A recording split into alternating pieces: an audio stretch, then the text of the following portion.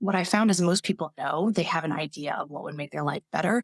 It just feels so uncomfortable to do it that they don't. And so taking those small steps that we talked about earlier, if the goal feels big, then how do you back it up a little bit and make some smaller change that moves you towards that ultimate goal of whatever the bigger boundary is? Hi, welcome to our Happy Rainmaker series. I'm joined by Jenn Deal today. She's a trademark lawyer and a coach for lawyers. Welcome, Jenn. Thanks so much for having me. One of the things that you're able to help people with is the issue of boundaries. Do you recommend sharing your boundary with the people you're working with or just keeping it to yourself? How does that work in terms of maybe your supervisors or your teammates or the people that you're giving work to? Yeah, I think it's a really great question. I'm going to give you the lawyerly answer, which is it depends. Really knowing your workplace, because I think that, for instance, if your boundary is I'm going to clock out at 7 p.m. every night, and you're not at a firm where people tend to expect you to be hyper responsive, and you're just doing it because it feels uncomfortable not to, then maybe it's strange to communicate it to people, right? Because no one's expecting otherwise. But if your boundary is, I'm going to be off the clock from 4 to 7 because I've got kids and I've got to take care of that, then maybe that is something that you want to communicate because people do expect you to be available and they have communicated that expectation to you. So I really think it's being thoughtful about why wouldn't I? And that may just depend for you on the boundary and on the workplace as to whether that's something that you think will be helpful. I don't ever think that you have to, but there are some situations in which it's probably going to serve you to communicate. And that's really just going to be an individual decision. Do you have any tips for people when they're thinking of what to start with? It sounds like starting with something small works the best, but do you have any way for them to know what will be most meaningful to them, what will make the most difference for them? If you ask someone, most people have an immediate thought about what is one change I could make that would make life feel better. And like I said, it's almost always around time, right? They want a little bit of their time back, or they want to feel less like they're on 24/7. So even something as simple as turning off your email notifications on Outlook to turn them off on your phone so you're not getting the pop-ups. Because listen, as lawyers, there's no world in which you forget to check your email. It's not an issue that anyone is ever going to have in this world that we live in where we are constantly emailing each other.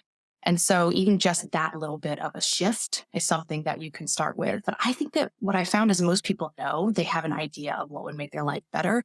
It just feels so uncomfortable to do it that they don't. And so taking those small steps that we talked about earlier, if the goal feels big, then how do you back it up a little bit and make some smaller change that moves you towards that ultimate goal of whatever the bigger boundary is?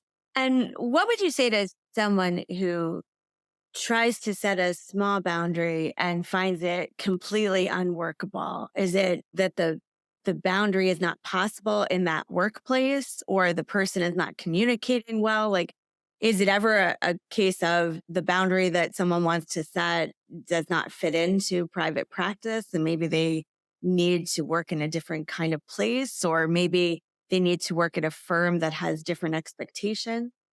Yeah, I think all of those things are possible. So sometimes it's going to be because you're so uncomfortable doing it that you're not willing to actually do it, right? We say we're going to do it and then we end up checking the email, we end up working, whatever it is.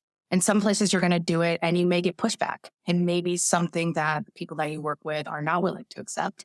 And then you have a different decision to make, right? Is this a place where I need to try a different boundary? Is this a place where I want to be for the rest of my career? What does that look like for me? So I think it's going to depend on the situation. I always tell people to take a look at themselves first. Like, what can you do differently? Because all of those things outside of us, the way other people respond to the boundary, the way the workplace works, those are things that we can't really control. But we can control the way that we are showing up. And so in the beginning, if it's not working, I always want people to go back and think about, all right, how did I contribute to this not working? Is there anything I can do differently? If you get to the point where the answer to that is no, then you have a different set of decisions that you need to make as to whether this is the right workplace for you. There are some unique circumstances in private practice at a law firm. Clients expect you to be available. the more senior lawyers or other people on your team expect you to be available. And I could see where that would cause people to feel like they just can't set any boundaries because they must be available all the time. How do you help them get over feeling that way? I mean, part of it is the starting small. I think that helps a lot. The other thing I want lawyers to think about is I think when we think about boundaries, sometimes we think they have to be fixed and they have to be really rigid. And I do think that we're all going to have some boundaries that are non negotiable. But if we're thinking about negotiable, if, for instance, I don't want to work every weekend and that's going to be my boundary, maybe I have an exception to that rule, which is we've got a summary judgment motion due in 2 weeks. Or if I'm a transactional attorney, I've got a deal closing 2 weeks. Maybe I don't have that boundary then. But the key to me is to decide that in advance. So you don't want to be making the exception in the midst of whatever is happening, because your default is always going to be to just throw the boundary out the window. So if your boundary is going to be related to your time, then what are your exceptions to that? Decide those in advance. And I think that will be really helpful, because then you will start to see that there are some times where it is true that if you want to offer really good client service, maybe you don't want to have this boundary. But I think we all tend to think that we can't set them at all. And so there's so much space in between not setting them at all and having them be super rigid that I think you can explore and play around with. Well, thank you so much. This was really, really helpful. Thanks so much for having me.